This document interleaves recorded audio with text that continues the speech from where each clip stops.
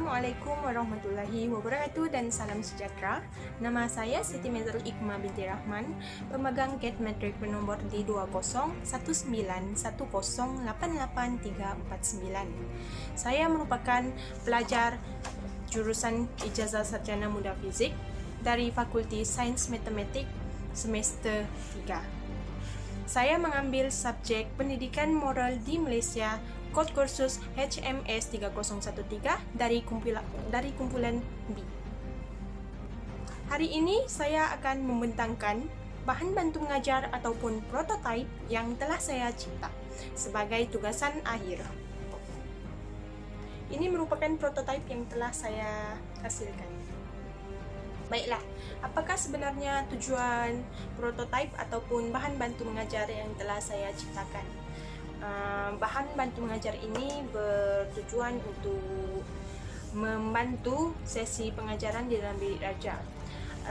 Prototipe yang telah saya hasilkan ini adalah bertujuan untuk menguji keberkesanan ataupun kefahaman pelajar mengenai topik yang telah diajarkan oleh guru.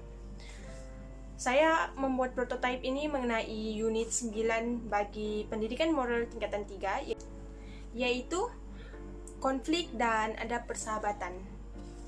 Baiklah, seterusnya saya akan terus menunjukkan cara untuk bermain permainan ini di dalam bilik darjah.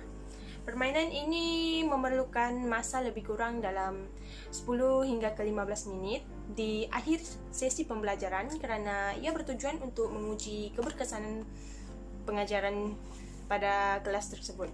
Okey. Ini merupakan roda nasib. Saya membuat roda nasib ini daripada kotak, pembalut hadiah, kertas warna, paku sebagai pemegang untuk roda. Seterusnya saya memiliki dadu nasib dibuat daripada polistiren dan kertas warna. Roda ini memiliki 8 bahagian, di mana setiap bahagian memiliki nombor. Nombor tersebut membawa maksud kepada soalan. Soalan saya tuliskan di dalam sekeping kertas. Pertama, pelajar akan memutar roda nasib ini untuk mendapatkan mana-mana bahagian bagi menentukan soalan yang perlu mereka jawab di akhir sesi pembelajaran. Kedua, apa yang perlu dilakukan oleh pelajar adalah melempar dadu nasib ini untuk menentukan nasib mereka. Sama ada mereka perlu memilih rakan yang lain, menjawab soalan tersebut ataupun skip, iaitu mereka tidak perlu menjawab soalan yang mereka perolehi daripada roda nasib ini. Baiklah, saya akan memberi contoh. Pelajar 1,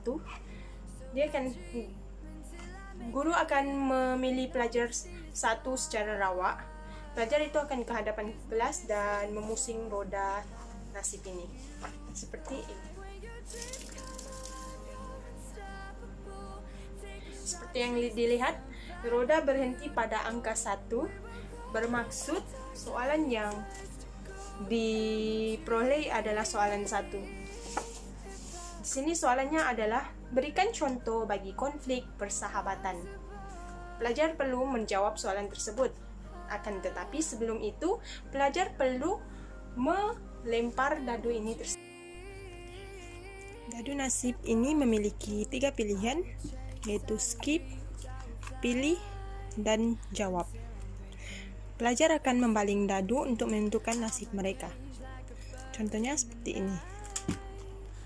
Apabila pelajar mendapat pilih, pelajar tersebut perlu memilih salah seorang rakan sekelasnya yang lain untuk menjawab soalan yang didapat daripada roda nasib. Apabila pelajar mendapat jawab, pelajar tersebut perlu menjawab soalan yang telah didapati melalui roda nasib sebentar tadi. Apabila pelajar mendapat skip, pelajar tersebut tidak perlu menjawab soalan yang diperolehi melalui roda nasib dan pelajar lain akan memulakan permainan yang baru. Okey, baiklah. Selain daripada soalan 1, terdapat lagi 7 soalan yang terkandung dalam permainan ini. Yang kedua adalah menyentuh sahabat yang berlainan jantina merupakan konflik. Pelajar perlu memenuhkan ayat tersebut. Yang ketiga, pelajar perlu memberi contoh konflik persahabatan dalam aspek personality. Yang keempat, pelajar perlu menjawab apakah jenis konflik bagi taraf hidup yang berbeza antara sahabat. Yang kelima, pelajar perlu memberikan contoh konflik persahabatan dalam aspek integriti. Yang keenam, pelajar perlu memberikan salah satu contoh penyelesaian bagi konflik persahabatan. Yang ketujuh, pelajar perlu memberi pandangan. Soalannya berbentuk, jika salah seorang rakan mereka meminta bantuan, adakah pelajar tersebut akan membantu? Dan dia perlu menyatakan sebab. Dan yang ke-8 ialah pelajar perlu